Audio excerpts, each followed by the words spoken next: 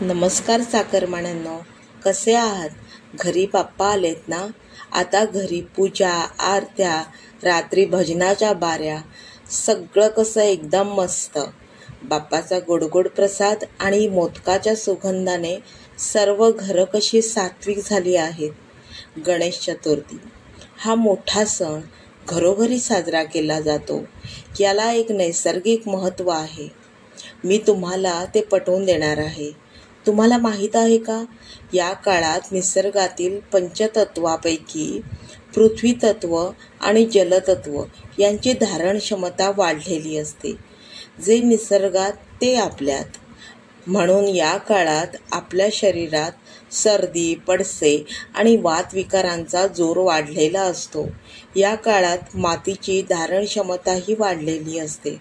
म्हणून वर्षा ऋतूत आपल्या पूर्वजांनी सणांसाठी मातीच्या मूर्त्या तयार केल्यात. मातीचा नागोबा, अष्टमीचा कृष्ण, मातीची दहीहंडी, श्रावणी सोमवारची शिवपिंडी, हरतालिका आणि आपल्या सर्वांचा लाडका गणपती बाप्पा. सर्व सण मातीच्या मूर्त्या बनवून साजरे करावे असा आपल्या पूर्वजांनी सल्ला दिला आहे. गणेश चतुर्थीत मातीचीच मूर्ती बनवून का पूजायची बरं, असा प्रश्न आपल्या मनात आला असेल ना? त्यालाही एक नैसर्गिक कारण आहे. कारण या वर्षा ऋतूच्या काळात माती जशी हवा, पाणी शोषून घेते, तशी ती आपल्या शरीरातील नकारात्मक ऊर्जाही शोषून घेते.